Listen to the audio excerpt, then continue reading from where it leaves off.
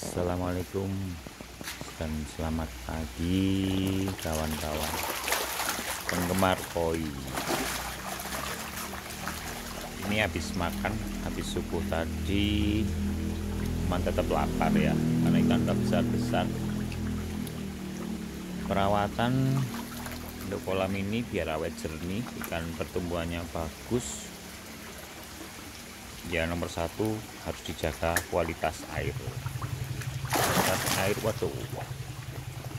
Kualitas air selama setahun ini nggak jarang dipantau karena memang sudah matur ya. Ini pH-nya 7,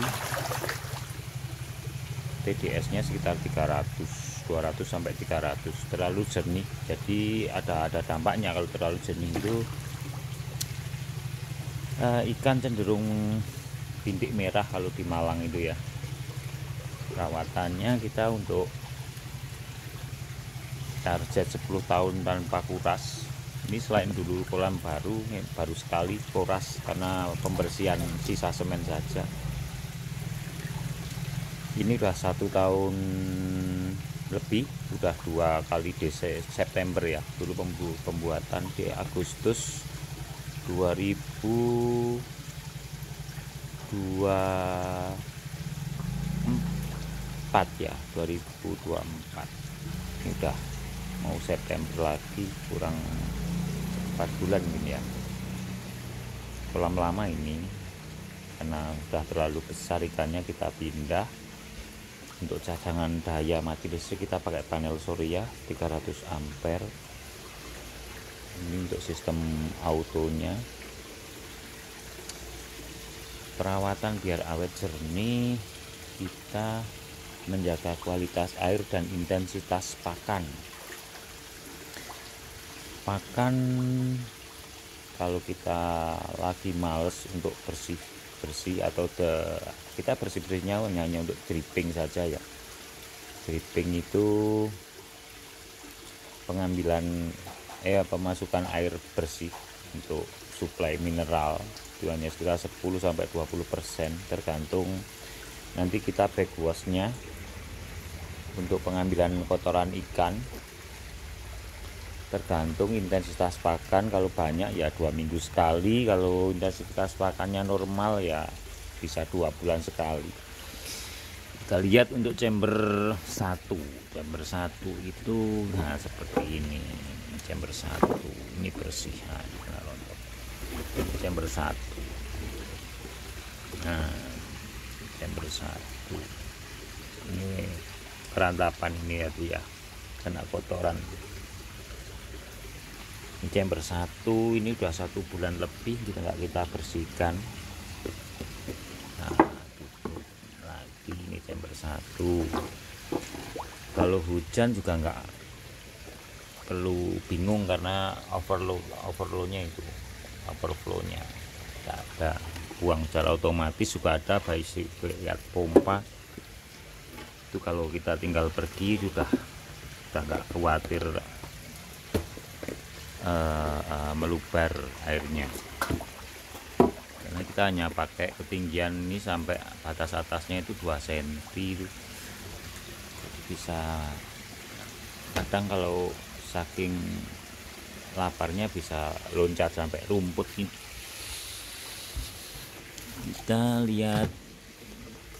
Kita review untuk ini kolamnya. Kita ambil rumput sintetisnya, lihat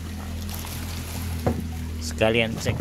Ini udah 2 bulan nggak kita cek ya. Seperti ini penampakannya. Tadi chamber 1 sudah, kita lihat chamber 2. Ini ada kecoak juga ini. Waduh. Ini filter biologisnya. Seperti ini penampakannya, filter biologis. Udah full bakteri ya untuk pengurai. Jadi udah 1 tahun lebih ini nggak kita bersihkan. Hasilnya sangat bersih walaupun intensitas pakannya tinggi. Ini dari 10 cm ya, kita beli dulu 10 cm itu 4 tahun yang lalu. Ini chamber ketiganya, saya pakai 3 chamber ya, 3 chamber. Ini pompa utama kita pakai 9.000 sekarang, 9.000 LPH 9.000. Ini untuk backwash keluar otomatis. Ini untuk innya masuk ke water, kembali ke waterfall ada 2. Yang satunya pakai ini untuk dripping. Bila airnya berkurang maka dia secara otomatis ngisi. Ini udah otomatis, pakai pelampung saja sekarang. Kalau full otomatis semua pakai solenoid ya, pakai stop keran elektrik. Cuma sekarang ada trouble-nya pakai semua elektrik itu. Bila PLN mati semua harus ada yang tekan push button on atau start gitu, yang jadi minusnya kalau pakai semua full elektrik. Jadi harus ada yang jaga. Kalau pakai full elektrik harus start bila PLN mati. Jadi paling aman sih semua manual. Kita manual untuk jaga kalau PLN mati, semua orang pergi, ikan tetap bisa merasakan aliran air, pergantian air, sirkulasinya tetap terjaga. Kalau full elektrik itu kalau pas kita di rumah nggak keluar kota, itu bisa kita semua kasih full elektrik untuk dripping, untuk backwash dan lain-lain. Oh iya, untuk backwash itu kita 2 minggu sekali ini, atau 1 bulan 2 bulan sekali tergantung intensitas pakan. Ini untuk ambil kotoran dari chamber 1. Ini ambil kotoran chamber 2, jadi nggak perlu kuras-kuras semua. Ini target kita 10 tahun itu nggak tanpa kuras. Yang di sana itu dulu 4 tahun kita nggak pernah kuras. Dan terutama jangan pernah beli ikan langsung masukkan kolam bila kita tidak tahu riwayat ikannya. Penambahan ikan harus tetap menggunakan sistem karantina yang benar.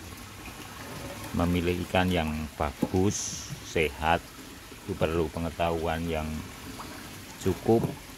Nggak asal beli, itu untuk menjaga kesehatan ikan.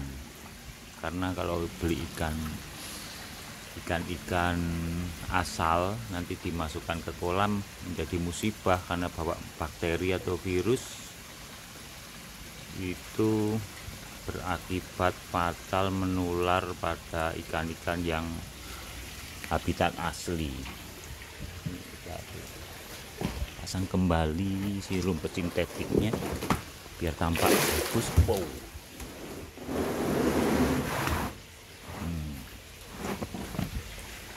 Gak kelihatan, jadi kita tutup chambernya,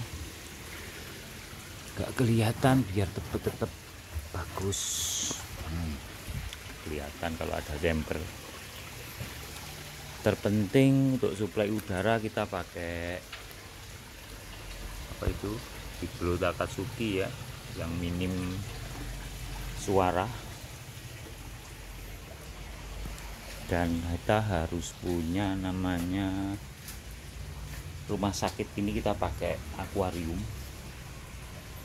untuk karantina, atau untuk ada telur-telur ikan yang bertelur itu harus dikarantina, disendirikan biar tidak menetas di kolam. Peralatan yang bercadangan itu pompa, air pump dan oksigen. Ini untuk cadangan-cadangan.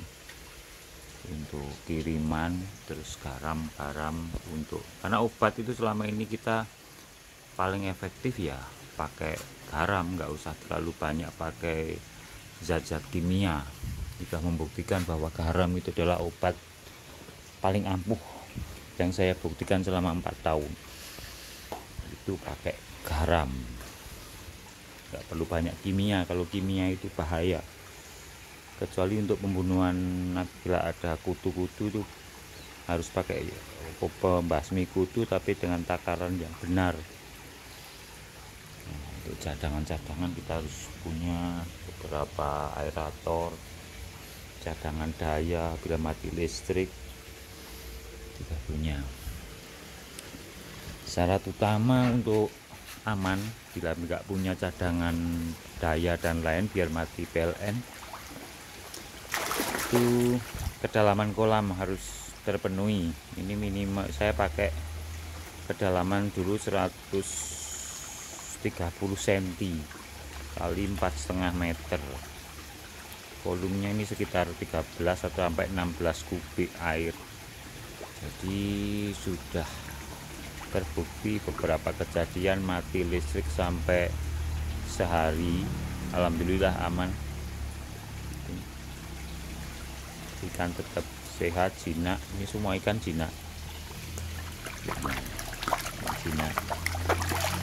Tanpa harus bingung mencari penjinak, ikan-ikan penjinak.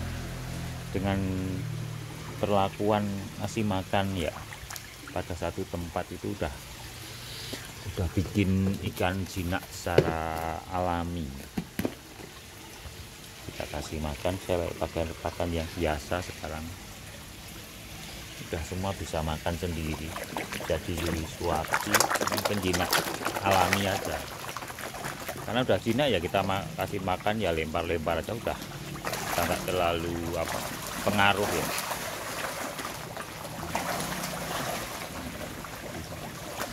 Ikan sehat. Demikian sharing-sharing untuk sesama penghobi ya. Kalau bukan bermaksud menggurui, kita sama-sama sharing karena tidak semua penghobi itu tahu caranya dan setiap tempat juga beda perlakuannya. Setiap ikan itu beda perlakuannya tergantung daerah asalnya. Ada yang TDS tinggi, itu daerah-daerah berkapur, pinggir pantai. Ada yang kalau Malang ini daerah dingin, ini harus perlakuannya juga beda. Demikian, terima kasih, semoga bermanfaat. Salam satu hobi.